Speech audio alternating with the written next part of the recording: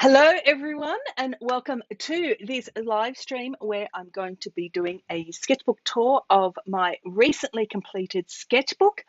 It's so amazing to see lots of people in the chat, lots of familiar names, and a very special welcome if this is your first live stream. I'm going to be, as I said, I'm going to be going through all my recent sketches and also talking about my watercolor course, which is starting later today, and doing a few little demos. So if you haven't already, please say hello in the chat. Let me know where you're tuning in from. And hopefully, yes, okay, Chantal is here in the chat, and I'm very relieved to get the message that you can see and hear me well. We had some tech issues today. Doesn't matter how many live streams I do, and I've done many inside my Sketching Now courses. I can never take the technology side for granted. So let's start off with a question. How is your sketching going for 2023? Are you happy with how much you're doing? You're happy with the results? Let me know. I've been having a lot of fun this year so far in my sketchbook, but I'd like to just, hear from you how you think your sketching's going, and if you've got some challenges at the moment. I can see the chat's very active. Let me just get sorted. So as I said, as always, Chantal is here in the chat to help share links.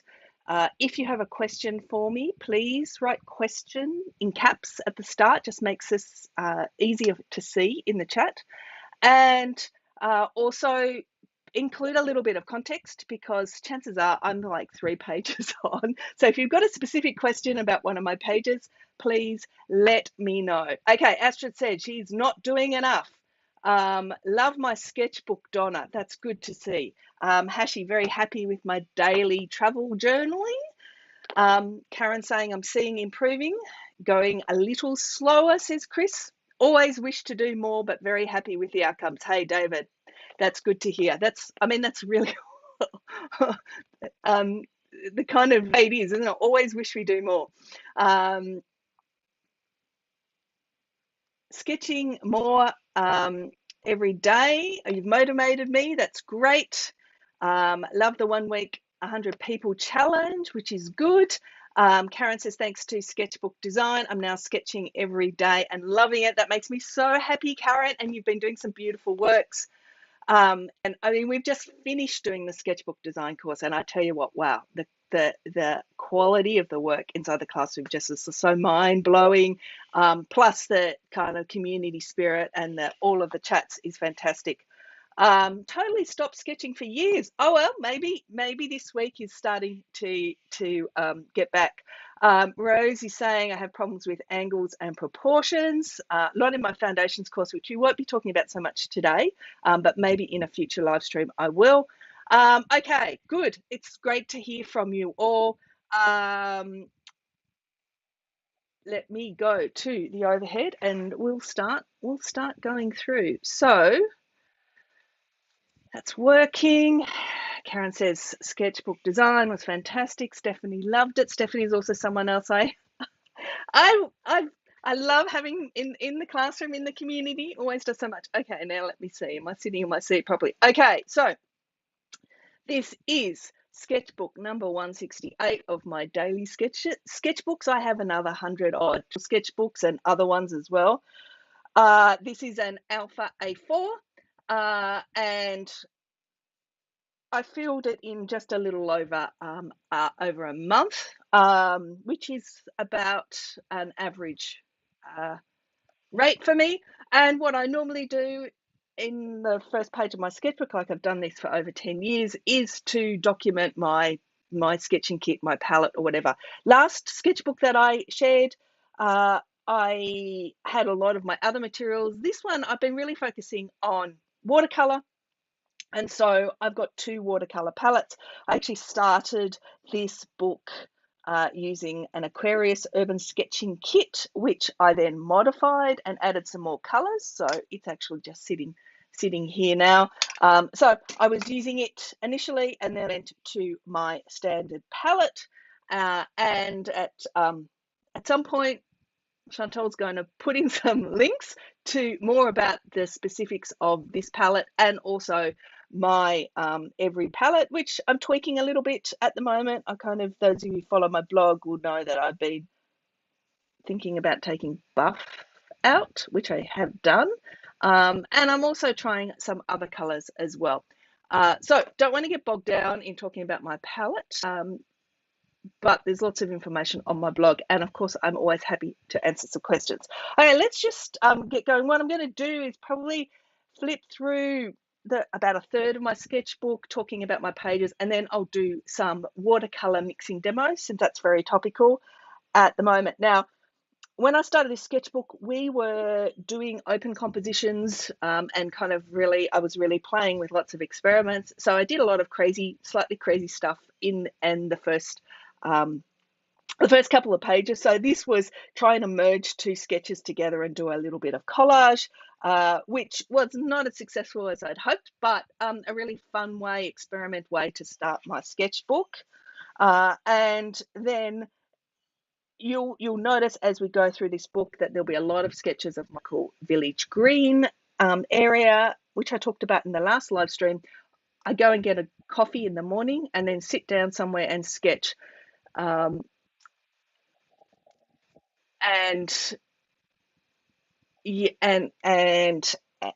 so that's what I'm doing. I'm just going to notice that my audio might be a little crackly, so hopefully it's okay. I had a bit of problem with audio this morning, so I'm not using the preferred mic. So let me know. I apologize in advance.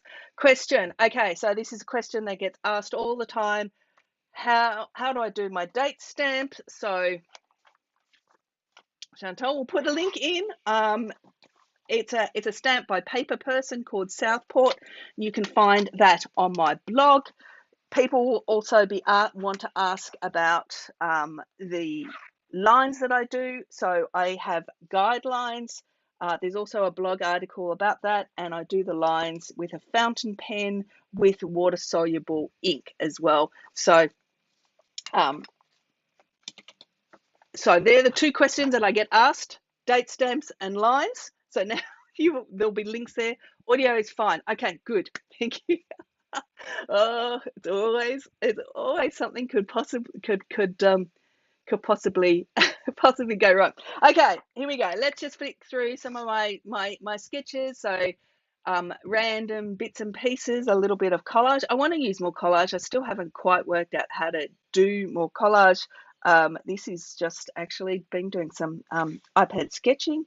I have loose sheets of paper in the back, so that sometimes if I'm not quite sure how much time, this is just waiting in the Apple store, I just pick a paper from the back of my book and start drawing so I can collage it in. And you can see the links about the date stamp and the guidelines are in the chat. Another one of my favorite spots to sit and have my morning coffee is the local church. I sit here on the bench and play with different ways of putting them together, and we were thinking about overlapping. So this is one of the kind of pages I did to talk about overlapping sketches inside the sketchbook design. And yes, and one of my teacups. And those of you who follow my newsletter will know that I made a big announcement last night that I'm working on a new course, and that course is called Teacups. So more about that in the coming weeks. So I'm very, very excited. Another way that I'm really enjoying at the moment in terms of my normal sketching is to go out for an evening walk, and I have a small bag and I have a series of toned paper. That's what this first one was as well. I just changed the book. I've got about 12 colored pencils, and I just do a really, really quick sketch standing up. This one was like about 3 minutes, probably really quick. Lots of fun, and you'll see more of those as we go through. Love the way the tree looks. I'm often playing with texture, so I write notes to myself, focusing on color and texture and lost the shape, but that's all right. So coffee cup, teacup, it's normally tea. Some swatches which I'm not ready to talk about yet. Another village green. This is getting an order from Jackson's of 6 of these books to keep me going. So they're quite hard to track down in Australia. What can I say? Bits and pieces. I did a workshop that was prep. Then one of the things that I realized at the end of January after my last sketchbook is that I just wasn't going out and sketching very much. So I've been making more of an effort to do some more exercises as I'm working. Okay, there's a question, the color sliders. This is mixing. That's why I don't want to get into. This is actually mixing different markers and watercolor for later exploration. So you'll see I often do lots of color swatches, and this is the way I mix. I put the strips with washi tape and then use a hairdryer to take the tape off. When I use color pencils, do you have issues with some brands smudging and others not?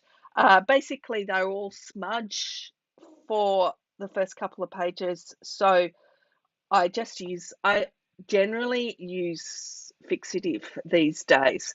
But yeah, just it depends a little bit. You can see I get quite a bit of transfer from my ink as well sometimes. But okay, this is just to show you that I can do a page that's just a sketch and no text. Not every page has to have text, so sometimes I like that breather. So I'm not. Last time I was talking a lot about the design of the pages, but as I go from page to page, you'll see I am always varying some of the design elements, the verticals, the horizontals, changing the rhythm, color, black and white, so a lot of white space. And then have some breathing as well. Karen,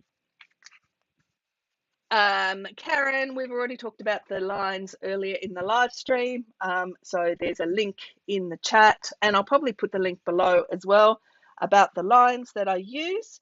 And so all of these sketches were done using the Aquarius, yes. And this was a sketch where I thought, I got to go back to my normal palette because I miss Mont Amiata Natural Sienna, like one of my favorite colors, which I will demonstrate shortly. And so this is when I decided I really should go back to my normal palette. I'm missing it so much.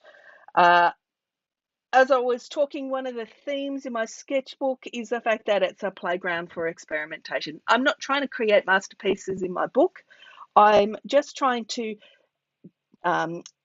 sketch daily. I don't sketch on Sundays, but apart from that, I try to sketch 6 days a week and just really get the creative juices flowing, get my eye-hand coordination, get brain thinking about composition and color. And so I'll try a lot of fun things. So this is me trying to work out if there's ways I can play with hiding the edges of the tone paper, extending things.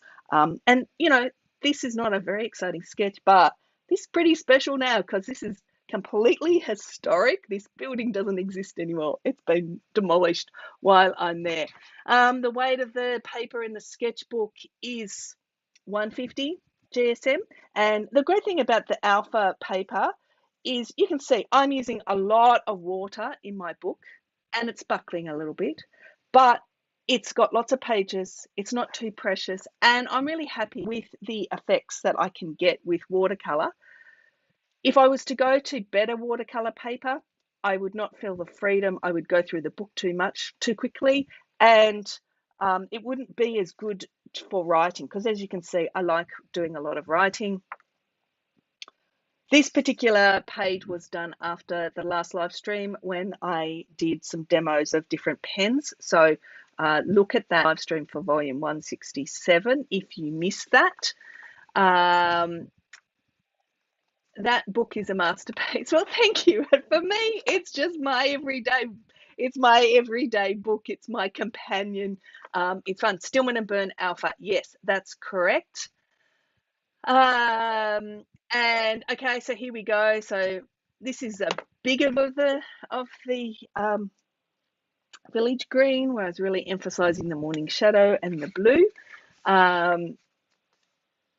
I go to Lane Cove quite a bit, so this is experimenting with some different colours. I wasn't particularly happy, and then I'm into markers at the moment as well. So this was a set of markers. I didn't even write what brand it was that I picked up somewhere. I particularly like this pink colour, but anyway, I haven't really used them very much. A Saturday where I went out in the morning and then went out later in the day and tried to merge these two sketches together using the landscape in the middle here. And this is a case where I am adjusting the colours between two scenes so they are harmonious, even though in real life will be quite different. I love your various greens. I love the scriptures. Yes, so that's how I start my day, reading from the Bible, and that's always there as well. And you'll notice as well on Sundays I write more, so that's a page of text. This is a park I visited with lots of tree trunks that I was on a hot day. I'd like to go back and explore this actually because it was fun. And then some days I have a page where it's just you know, I could add color, I could work on it and work it up so I'm happier with it, but sometimes I just go, right, what I got done at the time, and that is that's what it is, and I move on to the next page. So next page. This is one of these quick sketches done. Actually, I was sitting down while I was doing this. I found a bench to sit down and I'll say, how much can I done in 15 minutes? So this is crazy quick drawing to get all of this view done in 15 minutes. And I really like working quick and free. And these color pencils, being able to do some quick color pencil sketches, I don't know, it just makes it releases a creative energy inside me that really suits me. I know for some people working fast is stressful, so I'm not advocating it for everyone, but for me, I just love doing these quick sketches at night. This one here, so this is a good contrast between crazy on location, more controlled from a photo. This was answering a question from Martine in one of my courses. So she asked a question, how to fade the edges. So I did this little drawing to explain it. And then this is crazy pink experiment while on a Zoom call with my friend Sahita. And yeah, I don't know what I was doing, but anyway, it's crazy pink. So I came and added a little bit of pink here to try and tie them together, but they didn't really. Do I use continuous line drawing very often? No, not really. I'm more architect's lines. And by the way, hi Pat, nice to see you. I'm more interested in doing rapid expressive lines, like I was demonstrating on that last live stream, wherever that's more my standard line is these rapid straight lines, architectural cross corners, but I do sometimes do continuous lines. So here's a continuous line through there. And yes, Chantel's just put a link to getting updates on the teacup course, which I'll be sharing more about. This is in the rocks area. This is the nurse's walk, kind of at the end of the day, so wasn't much light, just sitting, sketching, absolutely having no plan, but just loving being outside, being around, seeing, it wasn't actually that many people passing by, but it's just really fun to just do a sketch and just start and see where they are. And there's some links to continuous lines. Okay, your crazy pink looks like Florida. That's nice. Okay, so we're going to start talking. I want to start getting some paint out. So I want to start talking about watercolor and what my thoughts are at the moment. So we're about to go through the watercolor course as a group. There's a group that's about to go through, amazing group already formed. And so in the last couple of weeks, I've been really thinking about the consistency of my washes, making sure I'm always getting the right amount of water to pigment for the application. And it's all about taking time and trying to control that. But there are occasions where I like just taking risks. And when you go out on location as well with your watercolor, some days you feel in control, some days you don't. So there's that type of thing. But also sometimes I just like really pushing the boundaries of it. So this particular one, I was pushing the amount of water in my washes and doing lots of very watery washes just to see what would happen. You can tell I lifted the book up in order to let it run down. And this is, one of the things about watercolor is that it rewards you if you take risks and experiment and let it do its own thing. And so that's one of my philosophies of watercolor is don't fiddle, be bold, and leave it alone. Can you speak to when to add people or not in your sketching? I basically don't seem to be sketching around in crowds much lately. So there's not that many people in my sketches at the moment. Like the village green is really quiet. As I said, there was no one here. It was deserted, and that was part of the thing. Yes, you can see there's people walking. I include people when they're there. There's people here in the cafes and through here. So I'm mainly including there's a person there. When they're there, there's a person there. When they're there, I include them. But a lot of the time these days, I am not really seeing a lot of people like this. I'm in a quiet spot without anyone there. I'm at Lane Cove. In the end of the day, there's no one here, just birds making noises. Okay, now I think I've got to start talking about watercolor. Yes, okay, I'll start talking about watercolor. So here, even when I put colored pencil underneath my watercolor, the important part of this sketch is really these watercolor washes that go over the top. And for me, it's all about achieving what I call pigment party, having the pigments separate and creating lots of beautiful things. So let me just zoom in. Let's just see through there. So you can see that there's a lot of beautiful texture and a lot of fun stuff happening throughout here. And that's what's creating the magic, the watercolor magic. And that's what I'm always trying to do. Every time I use watercolor, I am trying to achieve these lively washes, putting it down quickly. I might go back into it and play with it a little bit in order to create some texture, but I'm not fiddling and I just let it go. I'm not trying to make it perfect because, there are times when you go, oh, I wish I had come in and, notice that hard edge there or whatever. But it's better to have the hard edge there than it is to fiddle and to lose the magic lately.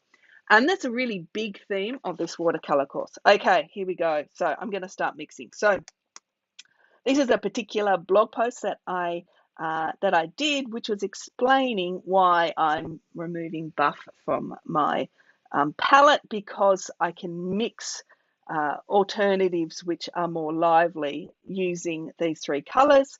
And so I think I'm just going to get my paints out now and just play with watercolor because I feel like I need to do that.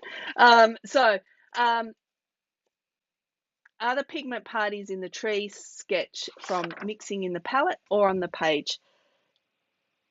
It's I have mixed up the mix in the palette. I put it on the page, I leave it, and because I've got the right combination of pigments that will react and the right amount of water, the magic happens on the page. So I rarely, is that true? Most of the time I mix in my palette, but I'm not over mixing. But it's all about the pigments that I've got. Okay, my palette is in its usual state, and let me have some water. No, some tea. Yeah, Diane, so happy to catch this live. Thanks for doing it. Really enjoying the watercolor class. Yes, so That's great. Now I have my palette. I am using an alpha book, so it's a spiral bound. It's just the books that I use for teaching. Occasionally I use it as an everyday book, but I'm just going to show you how I can get amazing watercolor effects using this alpha paper. Melissa, do I do the ink first, then the watercolor, or the watercolor first? Whenever people say ask those questions, my answer is always it depends. In the past, I started with watercolor first a lot of the time. These days, for various reasons, I am drawing. I would say 80% of the time I'm drawing first, and so I'm doing ink and wash. But in the past 5 years, so 5 years ago, it would be paint first all the time. So, okay, good. Am I up to date with questions? Yes, I think so. Okay, so what am I going to do? Okay, my palette is in its usual state, and you know, for some people this would be insanely messy, but for me, this is very workable because apart from maybe if I needed to get a bright yellow, that's not as clean as it would be. I basically go back into the same mixing wells and mix the same colors in the same mixing well. So it's just a matter of activating the pigments that's already there.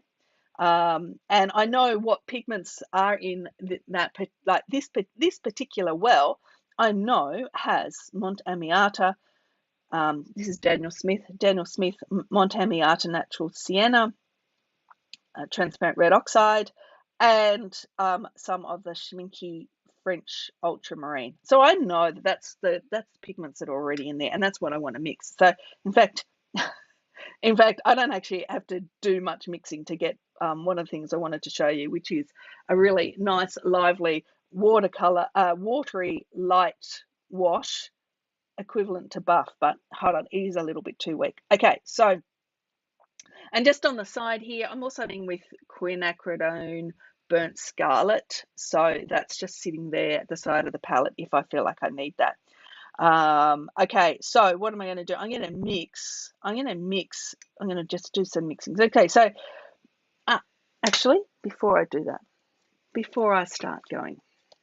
Okay, so a lot of people, when they go out sketching, they use water brushes, and that's fine if you want to use a water brush.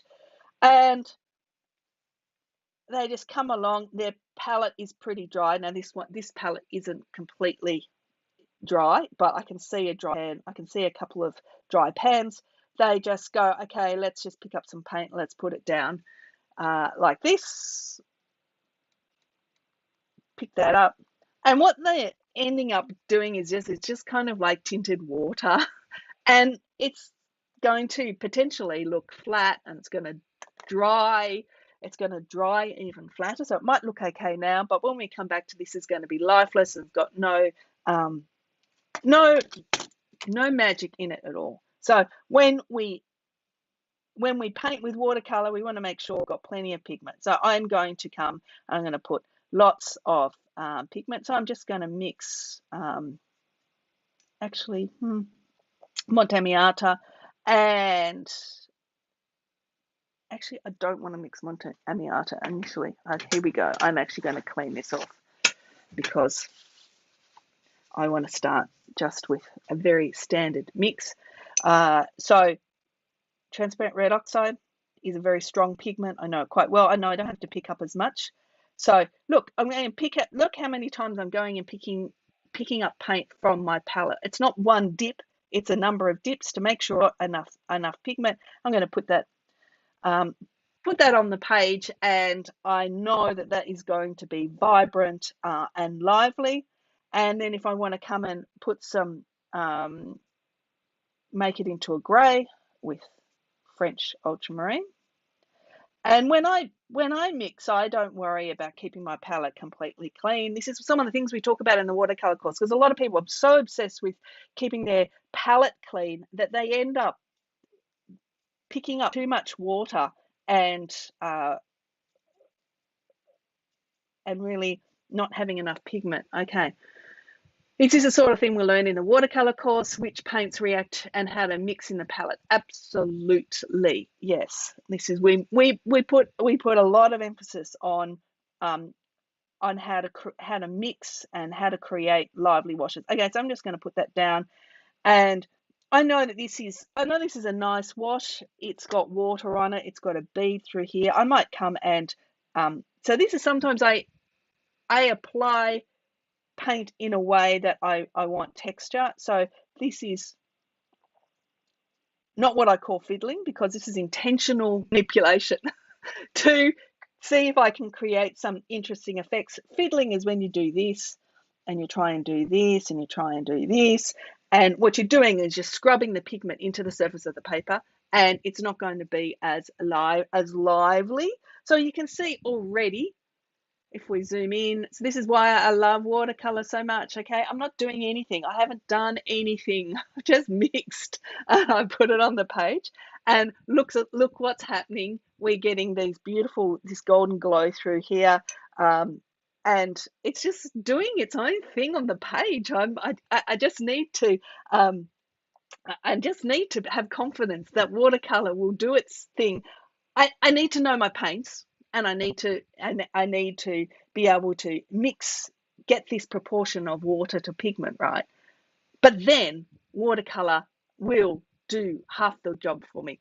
Diane says the correct amount of water was definitely my problem. I like your water theory lessons. They have helped me already. Yes. Okay. So in the watercolor course, so what I think a lot of the problem and the frustration with watercolor comes from not really understanding what's happening. So if I come and put something back in here, right, and depending on the consistency, and then I wonder why it does some horrible, I don't mind these horrible, and then it does this thing, or I come and I want to fix something up, so I come back with my paint, and all of a sudden I pick up too much paint. They're the kind of things that we talk about, so that you understand how this media works, and how to get the most out of it. Okay, I'm rambling away. Let me know if you've got any specific questions. Okay, so this is what I call was a juicy wash. So this has got lots of pigment. Oh, I put Miata in. Okay, but anyway, look at this. Look how much pigment, how much paint I'm using. It's got lots of pigment in it. Now, if I want to make it watery, I just come and add some more water to it. And then what I do is I either take the water off or I blot my brush. So when I pick this up, it's not really out of control watery. I'm actually picking up exactly what's in that. My brush isn't adding to the water. I come and put this down. It's then watery. I could blot my brush a bit more. It's a very watery wash, but it's going to dry quite quickly. And that's one of the things too, when we're working on location, we're sketching, we're not doing these, elaborate plein air painting that takes an hour. We have to be very conscious of how quickly our paints will dry. And so this is the way I like modifying. Look at this. This is doing some crazy, beautiful things at the moment. I love to learn from you as a left-hander. Visually, it clicks for me every time. You're the best. Oh, thank you, Patty. I don't even think that. I'm never conscious that I'm a left-hander. Like, I know it must be very weird for all of you right-handers there, but like, I don't think, I'm a left-hander. I'm just, for me, painting and drawing is great for a left-hander, because I can write. I can do my sketch from right to left without having to worry about writing in a way from right to left. Okay, so that's I suppose what the main things that I'm talking about is this idea of being generous with your pigments, your water, putting on the page, letting it go, and then also a lot of the pigment party is happening because of the different types of pigments. So there is actually a lesson inside the watercolor course where I talk about the different pigments and characteristics in a very practical way, not a super technical way, in a practical way, because if you can get your palette to have a mix of different types of pigments, then you'll get more interesting, interesting magic. And one of the reasons why I actually have Quin Burnt Scarlet here is because when we went through the watercolor course last year, I realized that this mix is all, these are granulating colors, and I wanted to have a more staining color. So I wanted to have an earth red that had a different characteristic in order to get some different effects. Do I build new palettes all the time? No, I have used this palette. I've used the same palette for many, many years. I have one on my desk. I have one in my everyday bag, and I am sometimes tweaking different colors to explore alternatives. But more or less, my palette conceptually hasn't changed for at least 10 years. Love the dagger brush. Yes, so this is a series 772. Sorry, I had a mental blank. Series 772, 1/2 inch sable blend dagger from Rosemary. I also I'm actually using quite a bit the in-between size, which comes in a travel size. This is the 3/8, I think. And then there's also a little one, which is the 1/4. There's no need, you don't have to use the dagger brush. It just suits the way that I like to work. Any other questions? I'll go back to flipping through my sketchbook. If you've got any questions about the watercolor course as well, please ask them.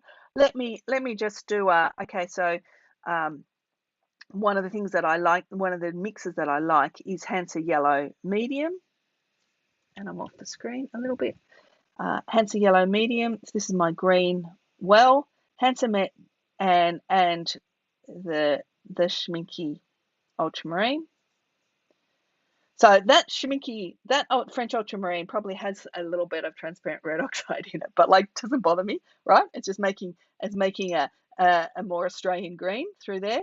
If you've got enough water, you can get away with all kinds of rogue pigments. And now I'm going to put this down. This is one of my tree colors through here. So I might just come and put some more in here. And yeah, that could have a little bit more pigment, but that will be fine. And I love this mix so much that last year, I don't know, I took out sap green and I pre-mix. So I'd squeeze a bit of yellow, I squeeze a little bit of blue. I don't really know the proportions. They're kind of 50-50, 60-40. I don't know, it changes every time. So now I have a green ready to go at any stage that has got those two colors mixed up in them. And I'm off the screen again. Okay. This particular one is actually Schminky, purchased in Florence by Marc Botton, actually, for me. But I also use the Art Basics. If you're in Australia, you can get a 3-well lid. So I really like this over the standard one. Comes in 2, and although I can cope with it, I much prefer the 3. So I have basically a green well, this is my browns, and then this is my greys and my blacks. And that's just what I need to use all the time. I don't mix blues a lot. So this over here, often I'm just, if I'm doing a sky or something, I don't mix them as much on the palette, but I just, I'll just use that part there. You can see this is just going to be cobalt that I use on that part. David saying Rembrandt also makes a 3-well. Okay. Suggestions for how to get those effects with a water brush.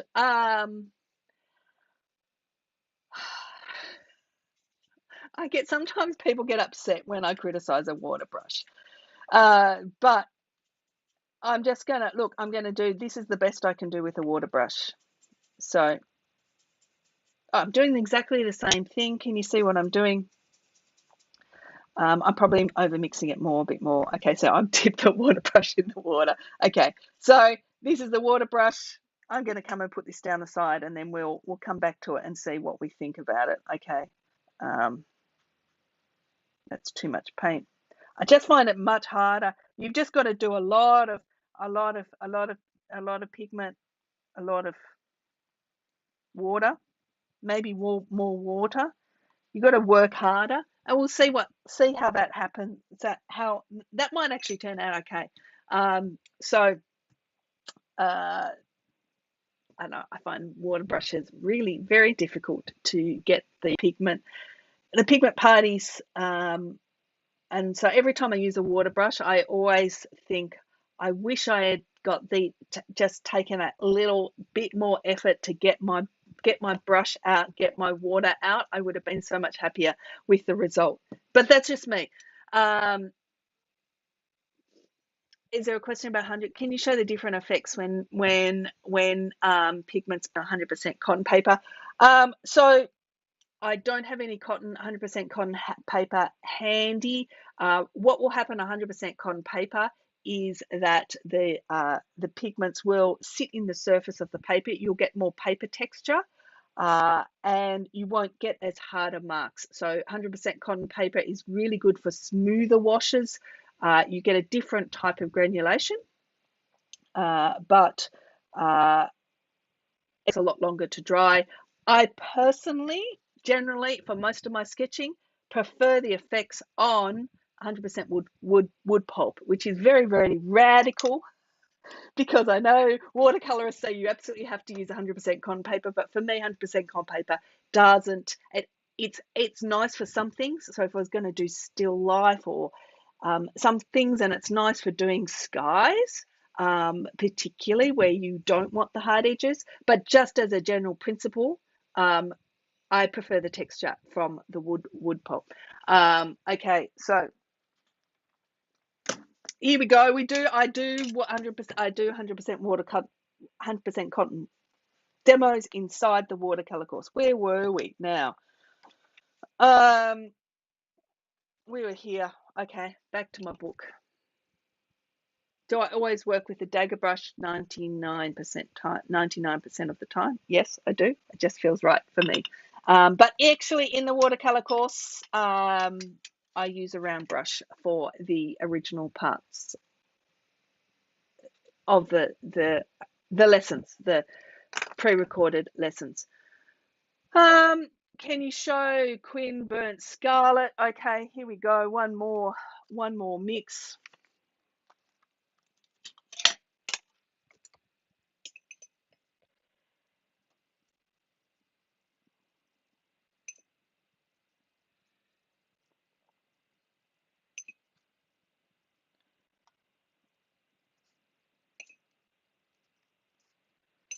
So because Quinn Burnt Scarlet is a staining pigment, I find, oops, I've just splashed on my book.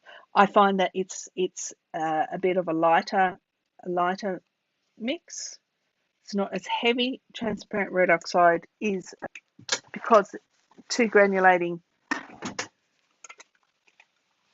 pigments can lead to more murky. So this can become a bit murky.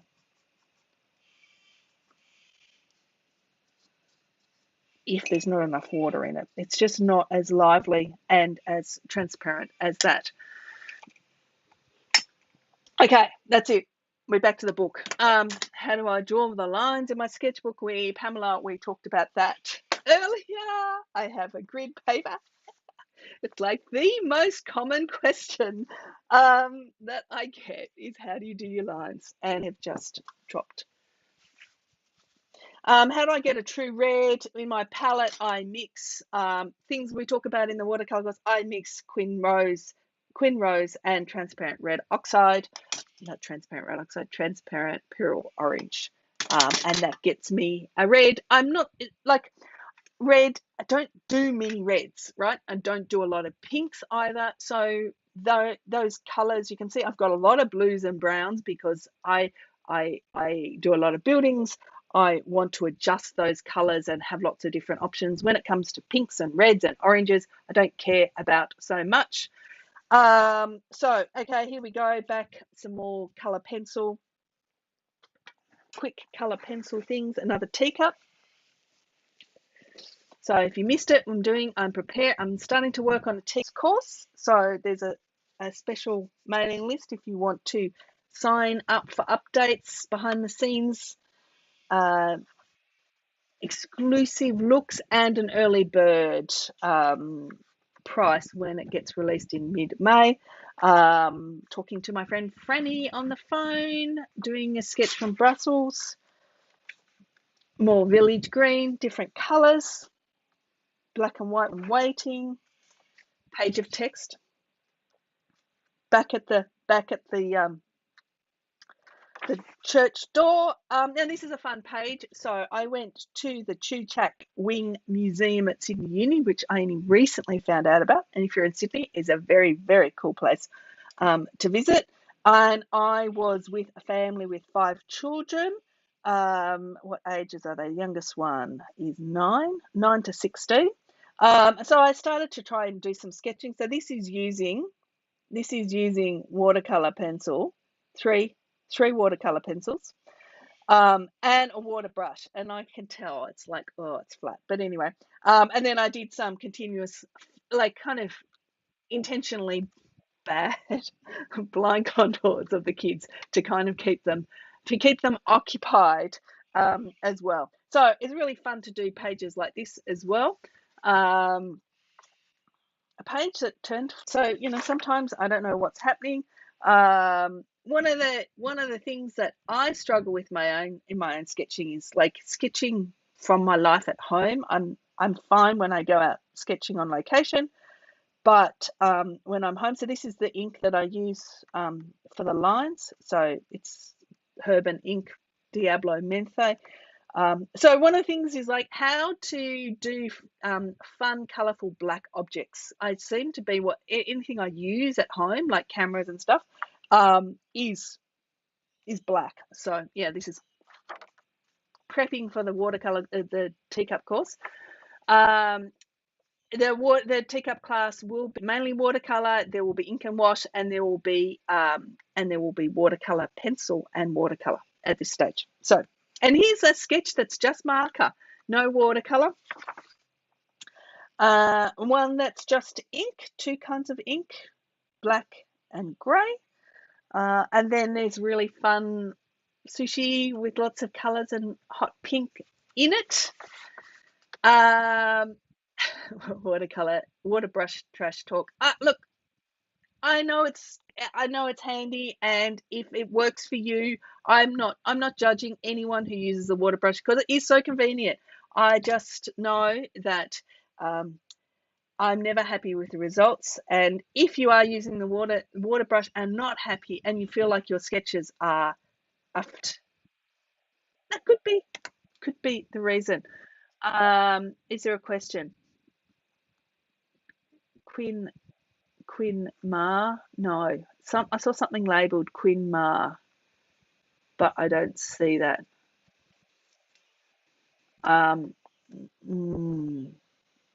That could be a typo. Saw something labelled. How far back? Oh, this? Manganese blue? No. Mans? TR. I don't know. Sorry. Okay.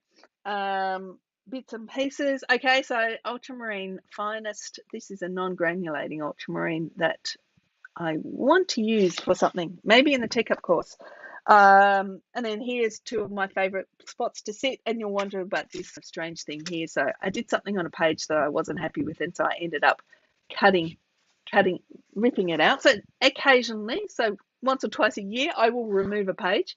Often I will leave it in the back somewhere. And then kind of like this cute little flap that I kind of really like. The white pen, I just use the Sigma the broad, the Uniball Signo Broad. Not great, but that's the most reliable that I have found. Bits and pieces. This is actually for Franny because she says you never sketch your meals at home. That's because my meals at home are pretty boring. Bits and pieces. Here we go. I don't know what I'm going to use lavender for yet, but it's there.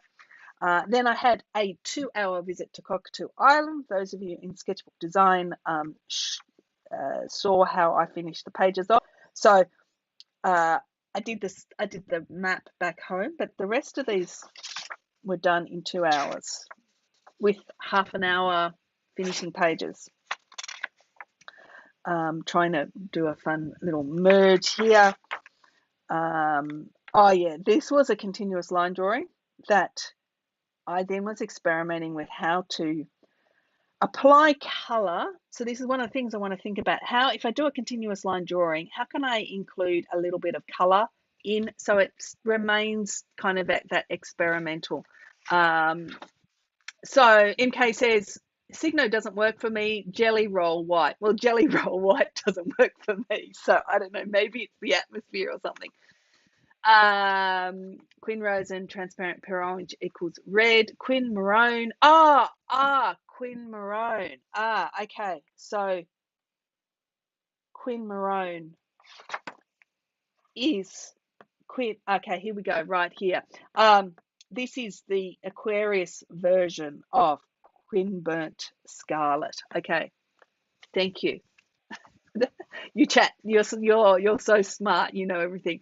I have tried white document ink. That didn't work for me, and I was worried it was going to clog the pen up. Here are some of my greens that I love mixing. So you can see here all of this crazy texture and everything that I love in my work. How do you wait for watercolor to dry? Do you do something else? Work in another sketchbook? I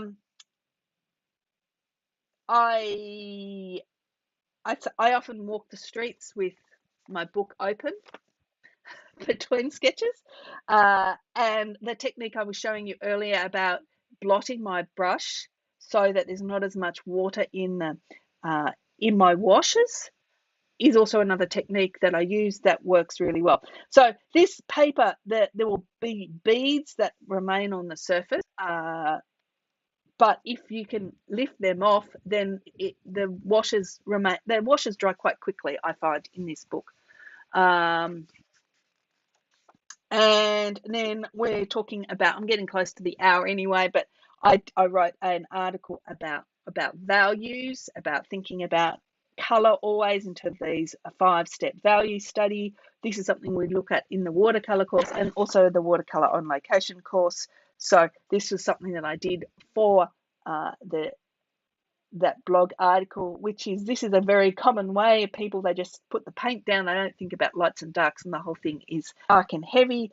But then if you then do a value study, or you think about the darks before, the difference between the darks and the lights, then you get a more lively sketch with contrast.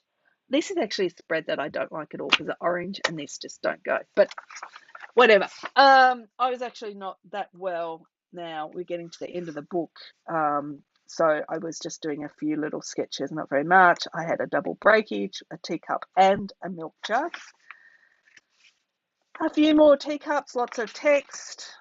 This is the first day I went out after being a bit sick, and I could just tell my watercolor washes were really insipid. So there's kind of a sign that I wasn't back to normal because my watercolors went flat. A little bit more. The colors that I use for my 1 week 100 people, which were done separate pages. What else more? I think this is the last, getting close to last pages, bits and pieces. The silver dots here are just to hide smudges, so they don't scan well or photograph well, but they're kind of fun in real life. More bits and pieces, another teacup, and then there's a heap of pages at the back that are closed because they're personal. They're working on the teacups course, but I'll show you this one. This is with that family of 5 kids, filling in time, a bit more mixing. And so ends the sketchbook. So do you use gold paint for the teacup trim? No, I use Quin Gold. I still have some of the original versions. Do we learn about recipes for greens and other colors? Yes.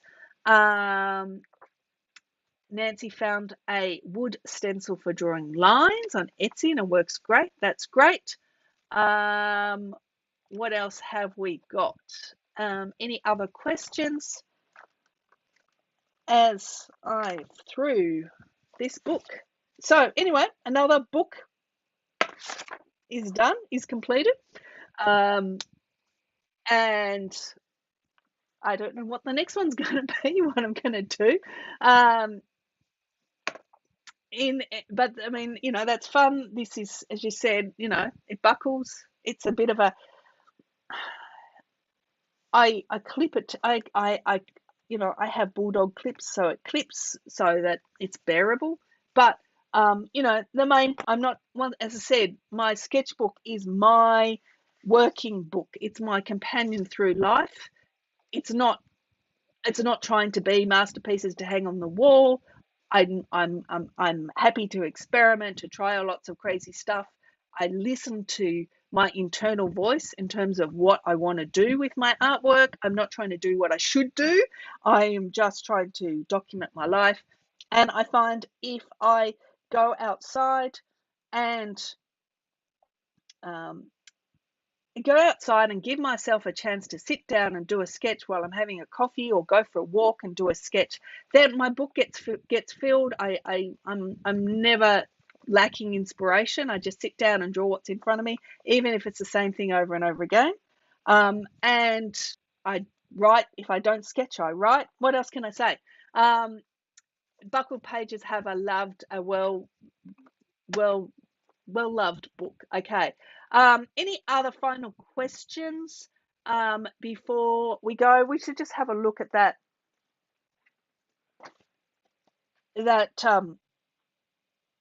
water brush sample, which I have to say, here we go. So this part of that water brush swatch is all right, but then this is was too much pigment. Maybe, you know, it's still not as easy for me to control. So I got an effect, but I had to work hard, and I need to really strategize how to do it. But like, look at these other colors and glows on in this. This was, you know, this was just the cleaning up the palette. That's also another way. If you ever need a really light wash, is just mix up your palette, add lots of water, and it will create this beautiful you know, beige. So yeah, just to finish up, as we've been mentioning as we go through this, oh, that's got a bit of reflection on it. Let's just take that off. A group is going through the watercolor course starting today, later today, Sydney time, but it's starting slow, so you haven't missed out anything.